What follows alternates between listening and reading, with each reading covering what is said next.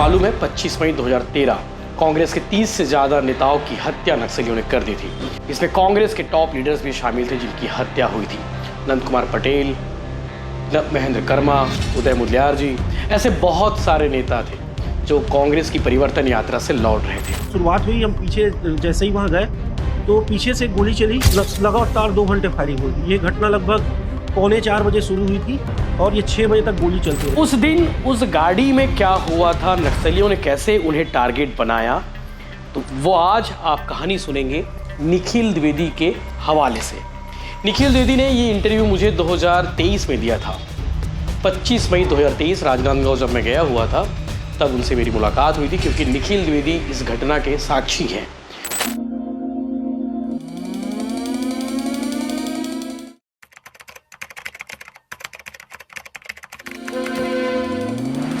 नमस्कार, जय जोहार, जय छत्तीसगढ़। मैं यशवंत साहू, आप देखना शुरू कर चुके हैं भिलाई टाइम्स। और आज से ठीक 13 साल पहले झीरम घाटी हमले के बारे में हम सब बहुत कुछ जानते हैं, लेकिन आज की जिंदगी शायद उन्हें इस घटना के बारे में ज़्यादा नहीं मालूम है। और वैसे ही विद्या भैया के बारे में तो अमूमन बहुत लोग जानते ही हैं, लेकिन आज के इस दौर के युवाओं को भी बताना चाहिए कि विद्या भैया कौन थे। एक ऐसे नेता जिन्हें इंदिरा गांधी अपना संकट मोचन मानते थे, संकट के साथी के रूप में देखते थे। जब जब संकट आती थी विद्या भैया खड़े होते थे और संकट मोचन की तरह वो काम ऐसे चुटकियों में कर जाते थे। झीरम घाटी हमला हुआ था, आप सबको मालूम है 25 मई 2013 कांग्रेस के 30 से ज़्यादा नेताओं की हत्या नक्सलियों ने कर दी थी। इसमें कांग्रेस के टॉप लीडर्स भी शामिल थे जिनकी हत्या हुई थी। नंद कुमार पटेल, महेंद्र कर्मा, उदय मुदलियार जी, ऐसे बहुत सारे नेता थे जो कांग्रेस की परिवर्तन यात्रा से लौट रहे थे। उनमें सबसे आखिरी गाड़ी विद्या भैया की भी थी। विद्या भैया परिवर्तन यात्रा से आधे घंटे बाद निकले थे, यानी कि कांग्रेस नेताओं का काफिला पहले निकला, उसके ठीक आधे घंटे बाद वो निकले अपने काफिले के साथ में, अपनी एक गाड़ी के साथ में, लैंड क्रूजर गाड़ी थी। और उस गाड़ी में सवार थे उनके ड्राइवर बाला और साथ ही जो पीछे सीट पर बैठे थे रामावतार देवांगन, दौलत रोहड़ा और विद्या भैया के पीएसओ प्रफुल्ल। उस दिन उस गाड़ी में क्या हुआ था, नक्सलियों ने कैसे उन्हें टारगेट बनाया, तो वो आज आप कहानी सुनेंगे निखिल द्विवेदी के हवाले से। निखिल द्विवेदी ने ये इंटरव्यू मुझे 2023 में दिया था। 25 मई 2023 राजनांदगांव जब मैं गया हुआ था तब उनसे मेरी मुलाकात हुई थी, क्योंकि निखिल द्विवेदी इस घटना के साक्षी हैं। उनके सामने विद्या भैया की गाड़ी पर नक्सलियों ने हमला किया, गोली बरसाई और बाला से होते हुए, चूँकि ड्राइविंग सीट के बगल में विद्या भैया बैठे हुए थे, उन्हें गोली लगी। और गोली लगने के बावजूद विद्या भैया जो उस गाड़ी में लोग सवार थे उन्हें मोटिवेट करते रहे कि आप लोग शांत रहो, धैर्य रखो, सब कुछ ठीक होगा, कुछ नहीं होगा। विद्या भैया के शरीर से खून बह रहा था। आखिर उस दिन क्या हुआ था विद्या भैया की गाड़ी में, क्योंकि आज उनकी पुण्यतिथि है। 11 जून की सुबह उन्होंने 2013 में मेदांता गुड़गांव में अंतिम सांस ली थी। तो निखिल द्विवेदी के हवाले से आप सुनिए कि आखिर उस दिन विद्या भैया के साथ में क्या हुआ था, विद्या भैया की गाड़ी में क्या हुआ था, नक्सलियों ने किस तरह से हमला किया था और कैसे विद्या भैया के जो ड्राइवर बाला है उन्होंने तेलुगु में बात करके नक्सलियों से बाकी साथियों को बचाया था। इस घटना के साक्षी, इस हमले के साक्षी निखिल द्विवेदी से ये पुराना इंटरव्यू आप जरूर देखिए। 9 मिनट के आसपास का इंटरव्यू है। और भी विषयों पर बात हुई थी, लेकिन विद्या भैया वाला पार्ट हम अलग से डाल रहे हैं ताकि आपको भी पता चले कि आखिर उस दिन क्या हुआ था विद्या भैया के साथ। आज विद्याचरण शुक्ल जी की पुण्यतिथि है और उन पुण्यतिथि के अवसर पर उनके समर्थक, उनके कार्यकर्ता जो प्रदेश भर में हैं, वो पोस्ट डालकर याद कर रहे हैं। कई लोगों ने भावुक पोस्ट लिखा है, उनमें से एक पोस्ट मुझे नज़र आया राजीव चौबे जी का। Rajiv Choubey Smriti Nagar green income society के अध्यक्ष हैं और पोस्ट में वो लिखते हैं कि मैंने लाखों कार्यकर्ता देखे हैं एक नेता के लिए, लेकिन लाखों कार्यकर्ताओं के लिए एक नेता विद्या भैया थे। याद करते हुए पोस्ट में उन्होंने लिखा है विद्या भैया के बारे में, उन्होंने बहुत लंबी चौड़ी बातें लिखी, मैंने उसमें से सार बताता हूँ। 1980 के दशक के अंतिम 2 वर्ष में वीपी सिंह के भ्रष्टाचार विरोधी आंदोलन और देश के युवाओं के बागी होने का दौर था और वीपी सिंह की आंधी में देश की पूरी तरुणाई बह निकली थी।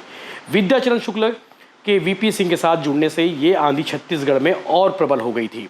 मतलब उन्होंने पूरा जिक्र किया है और जिक्र करते करते उन्होंने लिखा है कि इस तरह से उस दिन की घटना हुई थी और दुर्ग भिलाई जब भी आते थे, खाने के बड़े शौकीन थे, तो राजीव चौबे जी के घर में वो जाकर रुकते थे, खाना खाते थे और वो पूरा उन्होंने जिक्र किया है पूरी पुरानी चीज़ों को याद करते हुए।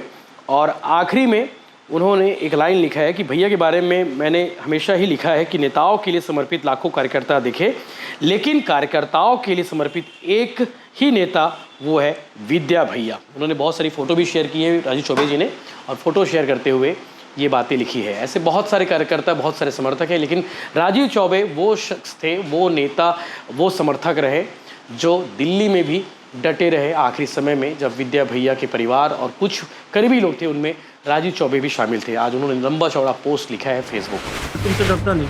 25 मई 2013 को झीरम घाटी में एक हमला हुआ था। उस हमले में कांग्रेस के तमाम बड़े नेताओं की हत्या कर दी जाती है और उस हमले को लेकर बहुत सारी बातें हैं, बहुत सारी अलग अलग फैक्ट आते हैं। हम एक फैक्ट के बारे में जानेंगे, उस फैक्ट के बारे में रिकॉल करेंगे, फ्लैशबैक पे जाएंगे, 25 मई 2013 की बात करेंगे। हमारे साथ मौजूद है निखिल द्विवेदी, राजनांदगांव के नेता है और छत्तीसगढ़ बोर्ड के टूरिज्म बोर्ड के मेंबर भी हैं और एनएसआई छात्र नेता से इनकी शुरुआत हुई है और अभी राजनांदगांव में दमखम रखते हैं। निखिल, उस दिन आप वहाँ पे थे, क्योंकि आपको बता दूं कि उस चश्मदीद में, उस घटना के चश्मदीद में निखिल पहले शख्स थे। हालांकि बहुत सारे और भी लोग थे, लेकिन निखिल ने बहुत करीब से उस घटना को देखा था। विद्याचरण शुक्ल जी की गाड़ी में थे। बात करते हैं निखिल, उस दिन क्या कुछ देखे थे आपने और क्या कुछ हुआ था? फ्लैशबैक पे अपन जाते हैं। 25 मई 2013 को सुकमा में एक सभा हो रही थी। सुकमा में ये सभा हो रही थी। उस सभा के बाद वहाँ से नंद कुमार पटेल जी अगली सभा केसलूर के लिए निकल चुके थे।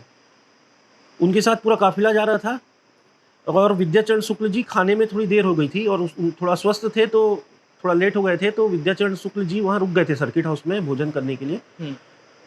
तो विद्याचरण शुक्ल जी जब वहाँ रुके तो नंद कुमार पटेल जी ने मुझे और विधायक देवेंद्र यादव को कहा कि आप लोग, विद्याचरण जी अकेले आएंगे, आप लोग उनके साथ उनके काफिले में आइए। हम लोग कांग्रेस के एनएसयूआई के प्रदेश अध्यक्ष थे। उस समय मैं राष्ट्रीय महासचिव था एनएसयूआई का, और हम लोग पूरे परिवर्तन यात्रा में कांग्रेस की नंद कुमार पटेल जी के साथ, विद्या भैया के साथ पूरा प्रदेश घूम रहे थे। अब वहाँ से हम लोग जब निकले तो विद्या भैया ने मुझे अपनी गाड़ी में बैठा लिया और बोला कि राजनीतिक चर्चा करनी, तुम मेरे साथ बैठो। और देवेंद्र अपनी पुरानी पीछे डस्टर में आ रहा था। अब हम वहाँ से निकले तो हमारी एयर सस्पेंशन कार थी, क्योंकि लैंड क्रूजर पाडो विद्या भैया बड़े नेता थे और उनकी गाड़ी बहुत महंगी थी। हमने बहुत तेज़ी से उस काफिले को कवर किया जो 20 मिनट पहले निकल चुका था, लेकिन हम काफिले को कवर किए। जब हम एस प्रकार की घाटी में पहुँचे तो पहले पीछे झीरम घाटी है, एस प्रकार की घाटी है। जब शुरुआत हुई, हम पीछे जैसे ही वहाँ गए तो पीछे से गोली चली जो गाड़ी में पड़ी, कांच में कांच टूटा। विद्या भैया को आहट हुई, हम लोगों को आहट हुई, तो उन्होंने अपने ड्राइवर को कहा तेजी से गाड़ी चलाओ। जब तेजी से गाड़ी चलाओ कहा तो उस गाड़ी तेजी से चलाते हुए बाला, उनका ड्राइवर बाला उस गाड़ी में मौजूद था। मेरे साथ रामावतार देवांगन मौजूद थे जो विद्या भैया के सहयोगी थे, और एक दौलत रोहरा जो अभी कुछ दिन पहले उनका देहांत हो गया, वो भी मौजूद थे, और एक पीएसओ प्रफुल्ल वो हमारे साथ मौजूद था। हम इतने लोग गाड़ी में थे। अब जब वो वहाँ हम पहुँचे तो पूरा काफिला जाम था। सबसे आखिरी गाड़ी हमारी थी, सबसे लास्ट, हाँ, आखिरी गाड़ी हमारी थी। उसके बाद लगातार 2 घंटे फायरिंग हुई। ये घटना लगभग 3:45 बजे शुरू हुई थी और ये 6 बजे तक गोली चलती रही, अंधाधुंध गोली चलती रही।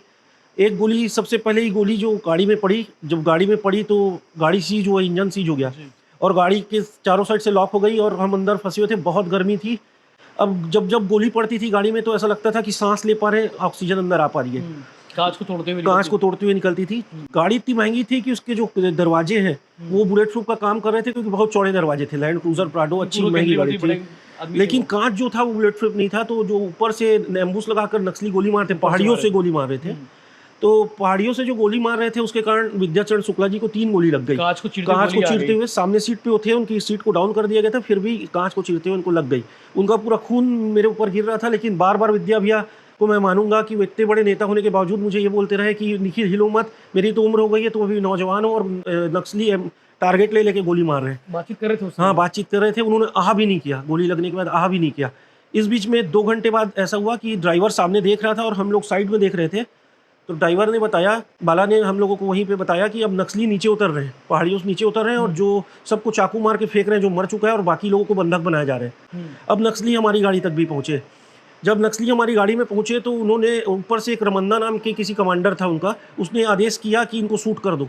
उनकी भाषा हमको तो समझ नहीं आ रही थी, लेकिन वाली भाषा में इत्तेफाकन ये बहुत अच्छी बात है या हमारे सौभाग्य की बात है कि हमारा ड्राइवर वो भाषा जानता था। अच्छा। और उसने आंध्रा गोंडी भाषा में नक्सलियों से बात की। जब नक्सलियों से उसने बात की तो उन्होंने बताया कि विद्याचरण शुक्ला जो है ये कोई नेता नहीं है, ये बीड़ी पत्ते के व्यापारी हैं, यानी ये उड़ीसा से बीड़ी पत्ते के व्यापारी आ रहे हैं। तो नक्सलियों ने ये भी देखा, फिर साथ में विद्या भैया की गाड़ी में चरखा छाप का झंडा लगा था। अच्छा। तो नक्सली दिग्भ्रमित भी हुए कि ये शायद कांग्रेसी नहीं, कोई कांग्रेसी अचानक नहीं से इस काफिले में आके आखिरी में फंस गया है। इस बीच में सबको हम लोगों को बंधक बनाया गया, 26-27 लोगों को बंधक बनाया गया। बाकी जो मर चुके थे उनको चाकू मारकर रोड में फेंक दे रहे थे नक्सली, लेकिन विद्या भैया के साथ ऐसा नहीं किया। उन्होंने वहाँ पे वहीं पे विद्या भैया को छोड़ दिया, उन्हें चाकू नहीं मारी। अब इस बीच उनके में ड्राइवर ने बातचीत कर ली हाँ थी बातचीत करी, हाँ कि गुमराह कर दिया तो हाँ बाकी गुमराह लोग की किया। जान बच जाए। हाँ तो नक्सलियों ने पूछा कि ये 2 लोग कौन है, तो वो बताए कि ये 2 लोग उनके सहयोगी हैं, पीए हैं। मुझे पूछा कि ये कौन है, तो बताइए उनके नाती हैं। और वो पीएसओ कौन है, पूछे पीएसओ क्यों है इनके साथ, तो बताइए इतने बड़े व्यापारी हैं तो गनमैन लेके चलते हैं, क्योंकि बहुत पैसा इधर उधर आता जाता है, ऐसा उसने दिग्भ्रमित किया। अब नक्सली हम लोगों को पहाड़ी के पीछे बंधक बना लिए। ये करीब 6:15-6:20 की घटना है जब हमको बंधक बनाया। गाड़ी में थे, उन गाड़ी से नीचे गिरा दिया था उनको, शुक्ला जी को, लेकिन उनको चाकू नहीं मारी थी, वो वहीं बैठे हुए थे। अब नक्सलियों ने हमको बंधक बना लिया। जब हम बंधक बन गए तो वहाँ पर हमारे सबके सिर में AK-47 टिकी थी। नक्सली वहाँ पर ये कर रहे थे कि जो विद्या भैया की गाड़ी में हिमालय का पानी रखा हुआ था, उस पानी की पूरी बॉटलों को निकाल कर लोगों को पिलाना शुरू किया कि ये पानी पियो, डराओ मत। और बाकी जो कुछ घायल थे उन घायलों को इंजेक्शन तक लगाया दर्द का उन्होंने। हाँ, और वहाँ पर मैक्सिमम जो नक्सली थी वो महिला नक्सली थी। हाँ। महिला नक्सली थी। और साथ में जांच में भी सामने आया कि वो महिला नक्सली थी। सलवार जुडूम से जो पीड़ित नक्सल महिला थी, उनके परिवार वाले थे, बताते हैं। मुझे ऐसा लगता है कि ये पूरे नक्सली आंध्रा के थे, ये एक साजिश थी। जो मतलब छत्तीसगढ़ के नक्सली यदि होते तो वो किसी भी नेता को ऐसे कागज देख के नहीं पहचानते, वो पेपर में महेंद्र कर्मा जी को पहचानते थे, नंद कुंवर पटेल जी को कागज देख के पहचाने, नहीं तो वो किसी को जानते नहीं थे। अच्छा, महेंद्र कर्मा नाम लेते थे, मतलब कौन ये कौन है करके। हाँ, महेंद्र कर्मा जी तो मतलब इतने बड़े नेता थे, उसके बाद वो सेफ हो चुके थे, उनके पीएसओ उनको बचाने की पूरी कोशिश कर रहे थे, लेकिन महेंद्र कर्मा जी का दिल इतना बड़ा था, उनको लगा कि मेरे कारण ही हमला हो रहा है। उन्होंने सामने आकर बोला, मैं महेंद्र कर्मा, मुझे मारो, बाकी लोगों को छोड़ दो। ये शब्द महेंद्र कर्मा जी के थे। वाकई में वो बस्तर टाइगर लोकल नक्सली होते तो हाँ वो पहचानते।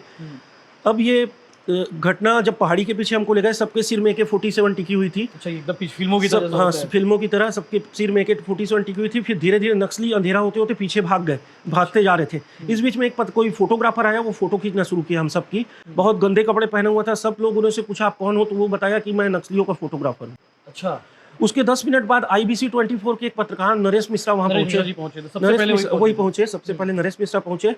तो नरेश मिश्रा जी जब वहाँ पहुंचे तो नरेश मिश्रा जी ने कहा कि आप लोग को यहाँ कुछ नहीं मिलेगा और उल्टा पुलिस आने में देर होगी, तो आप लोग एक काम कीजिए, आगे पैदल चलिए। तो हम लोगों को लगा कि सबसे पहले हम घायलों को देखने जाएंगे, तो हमारे नेता का है, तो क्या स्थिति है। तो हम सब घायलों के पास गए। सबसे पहले रोड में उदय मुदलियार जी का पार्थिव शरीर पड़ा हुआ था, अलानूर जी भी वहीं चली चुकी थी, और हम वहाँ सबको हिला के देखे भी। और उसके बाद फिर हम विद्याचरण शुक्ला जी के पास पहुंचे तो बहुत तेजी से खून बह रहा था, वो पानी मांग रहे थे। फिर हम लोगों ने उनको पानी पिलाया। नरेश मिश्रा जी भी हमारा साथ दिए उस समय।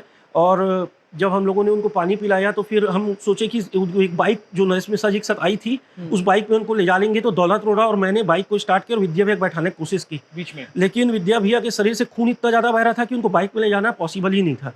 इस बीच में अब हम लोगों ने दिमाग लगाया कि हम पैदल, सारे जितने लोग बचे वो पैदल आगे चलते हैं, आगे गांव में कोई जीप की व्यवस्था करके ले जाएंगे, सब घायलों को ले जाएंगे।